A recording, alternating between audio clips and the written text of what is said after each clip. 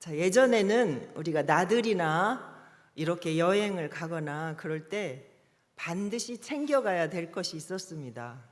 그게 뭐냐면 사진기였어요. 그죠? 그런데 요즘은 특별한 경우가 아니면 이렇게 카메라 메고 여행 다니는 사람들이 거의 없습니다.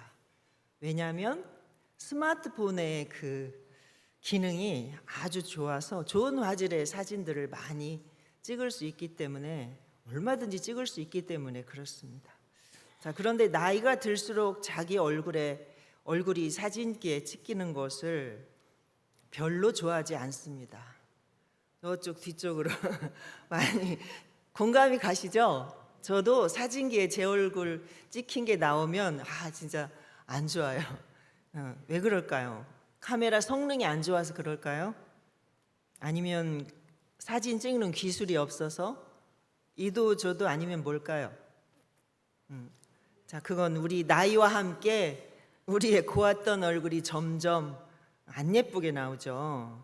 그 모습을 젊었을 때 그 예뻤던 모습, 내가 예쁘진 않았어도 젊고 활력이 있었던 그러한 모습이 없어지기 때문에 자기 얼굴에 사진이 찍힌 걸 보면 너무 짜증나서 사진 찍기 싫다 이렇게 말하는 분들이 많습니다. 저도 이제 그 중에 한 사람이 되었습니다. 자, 이렇게 얼굴뿐만이 아니라 우리 신체 모든 기능들이 여기저기 약해지고 고장이 나서 수선을 해야 되는 일들이 많아지게 되죠. 그래서 갈수록 약해지는 우리 자신의 모습을 보면서 낙심하기도 합니다. 그런데 오늘 바울 사도의 고백은 이와 사뭇 다릅니다. 자, 뭐라고 고백하나요?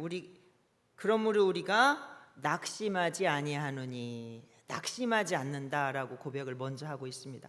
자, 바울이 이렇게 자신 있게 고백할 수 있는 이유는 무엇입니까? 비록 이 땅에서 삶이 고난의 연속이지만 그가 바라보는 것, 그가 소망하는 것은 이 세상에 속한 것들이 아니었기 때문에 그렇습니다. 자, 그렇다면 오늘 말씀을 통해서 우리가 주목해야 할 것들은 어떤 것이어야 할까요? 자, 먼저 겉사람과 속사람 중에 어떤 것입니까? 우리 16절 함께 읽겠습니다. 그러므로 우리가 낙심하지 아니하노니 우리의 겉사람은 낡아지나 우리의 속사람은 날로 새로워지는도다. 아멘. 자, 겉사람은 우리가 이 세상에 살고 있는 모든 사람, 즉 한 번 태어나서 한 번은 죽을 현재 우리의 육체를 가리키죠. 그리고 속사람은 새로운 피조물, 즉 거듭난 우리의 영혼을 가리킵니다. 자, 어떤 분이 겉사람과 속사람을 가리켜서 겉사람은 포장지, 속사람은 내용물 이렇게 표현을 하셨습니다. 자, 포장지는 아무리 좋아봐야 알맹이를 벗겨내서 버려야 될 껍데기일 뿐인 거죠. 안에 있는 내용물, 알맹이를 보호하기 위한 포장에 불과한 것이니까요. 그런데 어떤 경우에는 내용물은 별거 아닌데 포장에 얼마나 많이 신경을 썼는지 너무나 고급진 포장 때문에 막상 포장지를 풀러보면 내용물이 포장지에 비하면 너무나 고급지고 너무나 멋진데, 그래서 기대하게 되죠. 그런데 막상 포장지를 풀러보면 실망하는 경우도 더러는 있습니다. 왜 그래요? 포장지가 너무 화려하고 그럴듯하고 좋으니까 내용물도 기대하게 되는 것입니다. 자, 사람도 마찬가지입니다. 자, 그 사람의 겉모습을 보면 너무나 훌륭하고 멋있어 보이는데 그의 면면을 들여다보면 실망스럽기 짝이 없는 경우도 더러 있기 때문에 그렇습니다. 자, 우리 육체는 아무리 가꾸고 꾸미고 다듬고 해도 시간이 지나면 어떻게 돼요? 나이를 먹고 삶의 수고로 인해서 점점 쇠약해지고 낡아져 가게 되죠. 낡아질 대로 낡아지면 어떻게 되나요? 더 이상 사용할 수 없어서 죽게 되는 것입니다. 죽습니다. 죽음을 향해 가는 내 육체를 아무도 제어할 수 없습니다. 자, 그러나 거듭난 속사람은 이 씨앗에서 새싹이 나오는 것처럼 날마다 새로워지게 된다는 것입니다. 그런데 속사람이 저절로 이렇게 새로워질까요? 그런 기적적인 일은 없습니다. 결코 일어나지 않습니다. 자, 겉사람을 십자가에 못 박아야 자기 자신을 다 내려놓아지게 되고, 속사람을 예수님의 생명으로 풍성하게 채워야 우리의 속사람이 날로 새로워지는 것입니다. 자, 우리 찬송가 428장에 보면 오늘 낮에도 목사님께서 찬송을 이렇게 잠깐 부르셨는데요. 목사님 따라서, 저건 부교역자니까 목사님 따라서 저도 한번 조금만 따라서 불러보겠습니다. 내 영혼 내 봄날 되어서 주 함께 하실 때 그 평화 내게 깃들고 주 은혜 꽃피네. 잘하나요? 노래를 부르려고 한 게 아니고, 내 영혼의 봄날 되어서 주님이 함께 하실 때에 주님의 주시는 그 평화가 내게 깃들고 주님의 은혜가 꽃 피워진다, 그러한 내용입니다. 자, 예수님의 생명으로 날마다 내 영혼을 이렇게 채울 때 나의 속사람이 날로 새로워지게 되는 것입니다. 여러분, 날마다 주님의 생명으로 여러분의 속사람을 풍성히 채우시기 바랍니다. 자, 두 번째, 잠시 받는 환난에 주목하실 것입니까? 영원한 영광에 주목하실 것입니까? 우리 17절도 같이 읽어볼까요? 우리가 잠시 받는 환난에 경한 것이 지극히 크고 영원한 영광에 중한 것을 우리에게 이루게 함이니. 아멘. 자, 바울 사도는 복음을 전하는 것 때문에 엄청난 환난을 겪었습니다. 그런데 그 환난에 대해서 어떻게 표현을 하고 있습니까? 잠시 받는 환난에 경한 것, 이렇게 말합니다. 이 땅에서 주님 때문에 받는 환난은 아무리 크고 길고 힘든 것 같아도 그것은 잠시이고 그렇게 대단하지 않은 일이라는 것입니다. 자, 환난을 겪는 사람은 죽을 것 같이 힘들기만 한데 왜 이렇게 말할까요? 지극히 크고 영원한 영광에 중한 것이 나를 기다리고 있기 때문에 그것에 비하면 내가 현재 당하는 이 환난은 가벼운 것이라는 것입니다. 하나님 나라에서 누리게 될 영광이 너무나 크고 엄청난 것이기 때문에 그에 비하면 이 땅에서 환난은 아무것도 아니라는 거죠. 바울은 지금 잠시 받는 영원한 것과, 그리고 환난과 잠시 받는 것과 또 영원한 것, 그리고 환난과 영광, 또한 경한 것과 중한 것을 이렇게 대립시켜서 장차 이루어지게 될 영광스러운 미래를 이렇게 우리에게 부각시키고 있습니다. 자, 환난에 경한 것, 이런 표현도 나오죠. 이거는 바울이 당시에 당하고 있던 고난이 매우 가볍다, 아무것도 아니다라는 것이 아닙니다. 바울은 주님으로부터 부름받은 그 순간부터 그에게는 고난의 연속이었습니다. 고난받는 것이 그의 일상이 되었습니다. 계속 되었습니다. 죽을 때까지. 그럼에도 이렇게 현재 당하고 있는 환난이 가볍다고 표현한 것은 분명히 크고 영원한 영광에 중한 것과 그 대조 속에서 우리가 이해되어야만 하는 것이죠. 그 고난이 아무리 길고 고통스럽게 여겨진다 하더라도 영원한 영광에 비하면 지극히 짧은 순간에 불과한 것이고, 그것이 아무리 크고 무겁게 느껴질지라도 예수님을 통해서 결국에는 그의 나라를 우리가 기업으로 상속받게 되고 영원한 주님과 함께 영원히 왕노릇하게 될 것이기 때문에 그 영광의 무게와 비교한다면 그것은 지극히 가벼운 것으로 느껴지게 된다는 것입니다. 자, 우리 로마서 18장에서는 어떻게 말씀하시는지 한번 우리 볼까요? 로마서 8장 18절 같이 보겠습니다. 시작. 생각하건대 현재의 고난은 장차 우리에게 나타날 영광과 좋게 비교할 수 없도다. 아멘. 자, 생각하건대 현재의 고난은 장차 우리에게 나타날 영광과 좋게 감히 비교할 수가 없다라고 이렇게 고백합니다. 나에게 예비된 영광이 지금 겪고 있는 고난의 기억을 깨끗이 씻어내고도 남을 만한 것임을 믿는다고 한다면 아무리 힘든 고난 속에서도 우리가 소망을 잃지 않을 수 있는 것입니다. 바울의 이런 고백은 성도들로 하여금 현재의 고난을 어떤 시각으로 봐야 되고 또 어떻게 받아들여야 할지 우리에게 그 방향을 정확하게 제시해 줍니다. 자, 로마서 5장 2절에서 4절도 한번 볼까요? 로마서 5장 2절부터 4절 시작. 또한 그로 말미암아 우리가 믿음으로 서 있는 이 은혜에 들어감을 얻었으며 하나님의 영광을 바라고 즐거워하느니라. 다만 이뿐 아니라 우리가 환난 중에도 즐거워하나니 이는 환난은 인내를, 인내는 연단을, 연단은 아멘. 자, 환난 가운데에서도 즐거워할 수 있는 이유가 뭐라는 거예요?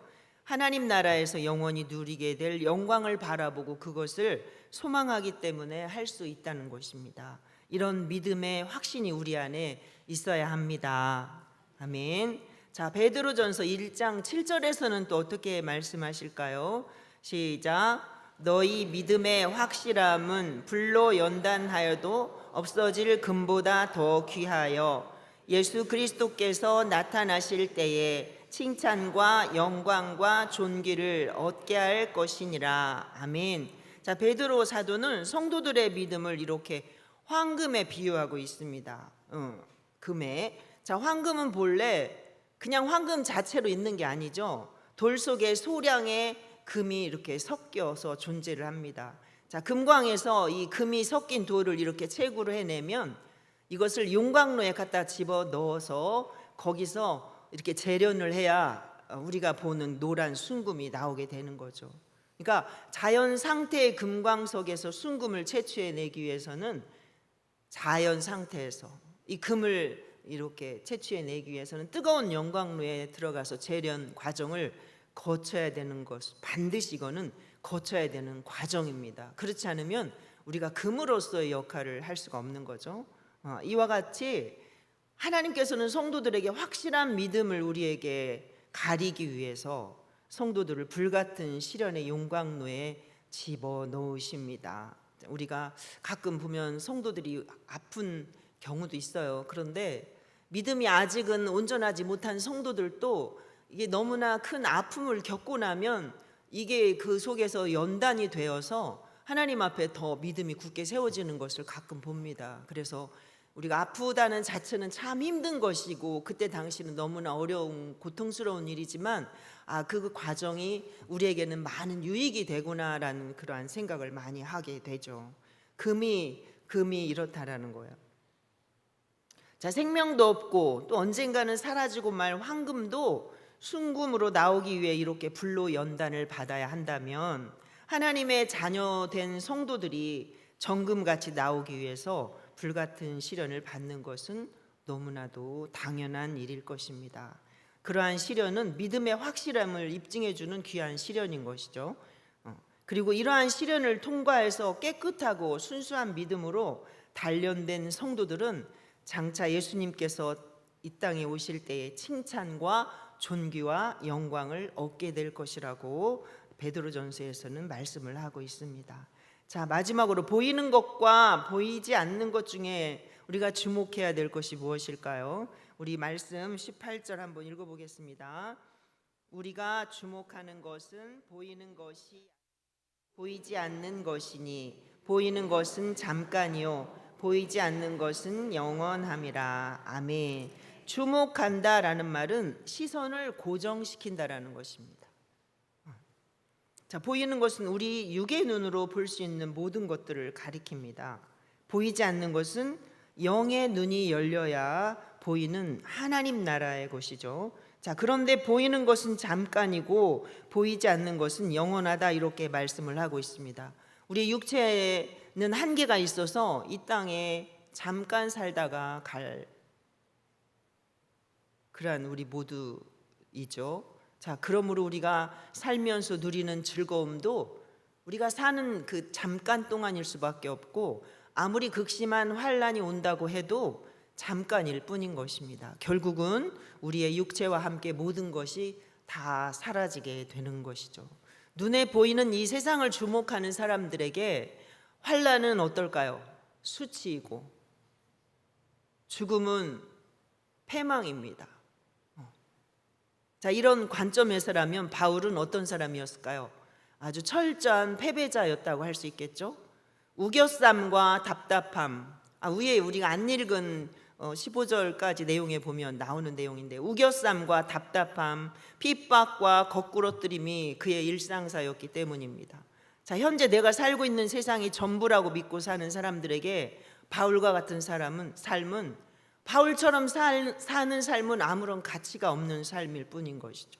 자, 그러나 바울에게는 세상이 알 수 없는 평안과 기쁨, 소망이 그에게는 가득 넘쳐났기 때문입니다.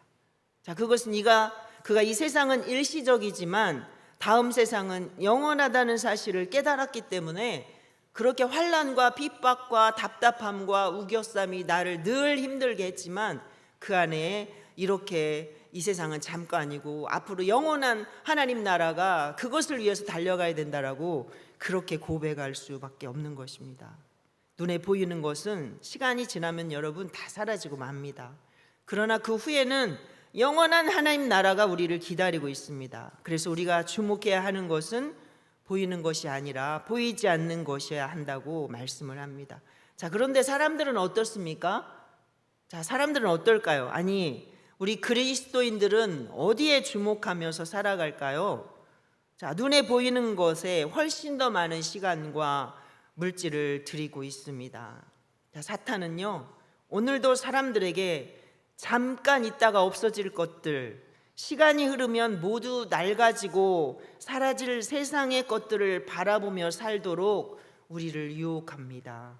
그러나 예수님을 만난 사람은 이런 것들에 주목하면 안 됩니다.